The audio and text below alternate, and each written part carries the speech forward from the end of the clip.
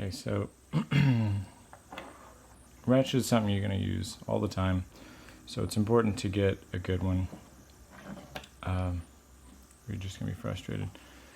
The things I look for, so there's length, and there's obviously how big this guy is. Hey, Artex. 3/8 is standard. There's also a 1/4 inch. This guy, I've said before, this has been one of the best tools I've ever used. I love this little guy. It's tiny. Gets in places. 3/8 is obviously, that's your standard size. There are kind of weird ratchets like this guy who bends, does all this funny stuff. Thought it was a cool idea. It was kind of impulse buy, similar to this guy. I've never used this because when I've ever, it's Pittsburgh, I bought it at Harbor Freight. It's not very high quality. Whenever I've tried to use it, the thing has just, it's not stayed in place, but cool idea. But it has some features, or not really features, it has the same features as this ratchet, but it actually works better in a couple ways. It's a little longer, which is good or bad. You can get more torque on it. It might not fit as many places.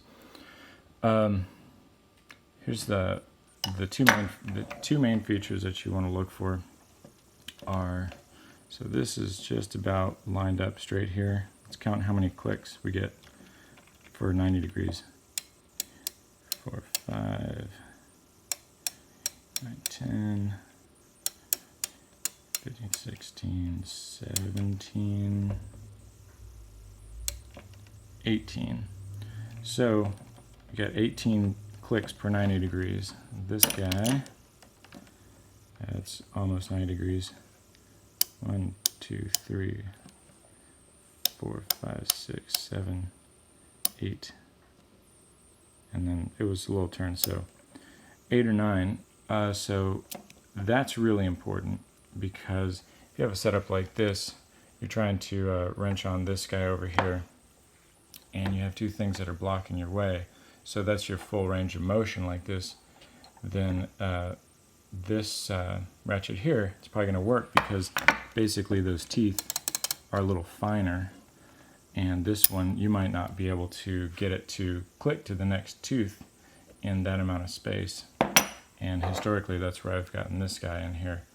And it's got very fine teeth, and it can fit in there real nicely. But of course, you can't get very much torque on that. The other thing that's super annoying, if you can't, sometimes the bolt or whatever you're working on is relatively loose, and you can't get your other hand in there to basically hold it like this as you're ratcheting with the other hand. What I'm saying there is, so in order to turn it, how much force does it take to turn the the opposite way? If you're tightening, then this would be loosening, and it really takes quite a bit of force to turn this guy, whereas this guy, you're tightening to go the opposite way. It's super easy.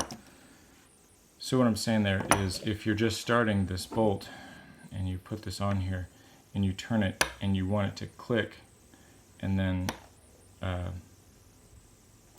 you tighten, and then you want it to click, tighten, you want it to click, tighten, you want it to click. If it's really hard to spin the thing the opposite way that you're trying to go, then what you're going to end up doing is just rotating this thing back and forth, and whatever bolt you're working on is just going to go back and forth prior to it getting tightened down. So what you're going to have to do is reach in here and hand tighten it as much as you can, and then hope that you can get it to, I don't know how better to explain that. So possibly the most important thing is, if you're tightening something down and then you want, you crank it down, and then when you turn it the opposite way and you want to get it to click, how hard is it or how much force, I guess, how much torque does it take to make the thing click in the opposite direction. You can tell this one, it's really hard to get it to spin in the opposite direction, and that's bad. This one is super easy. Probably because this one's older, or maybe I just need to lube it. And what will happen, what you'll have to do is you'll have to basically, with your left hand, hold this guy, and then with your right hand, tighten it down.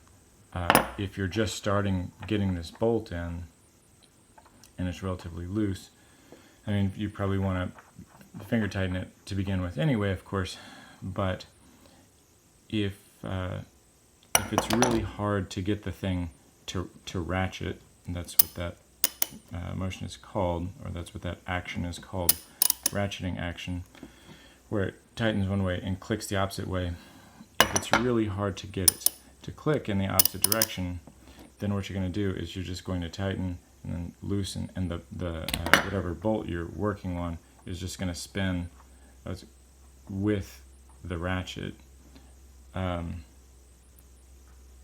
don't know how better to explain that, but you know, basically you want it to be able to go in the opposite direction very easily, so that you're not just going back and forth and just having the thing just go with you. If you're in a tight space that you can't reach in here with your other hand and hold the thing, if you can hold on to it, then it's no problem. You'll just basically, it'll turn, and then you squeeze it when you're getting it to ratchet, and then you turn it, tighten it, squeeze it when you get to ratchet. Yeah, I don't know how better to explain that, but that's a really, really important function of the ratchet, and maybe I just need to clean this guy up. Now, there may be some things I've missed. I'm very curious if anybody has any other good ideas. Something that's interesting is both of these, this is tightening and this is tightening, but on this one, this is tightening to the opposite side. I thought there was a standard, because these are the ones I use all the time, but this one is the opposite, so that would be kind of annoying if there is a standard and this one is opposite, but I guess there isn't.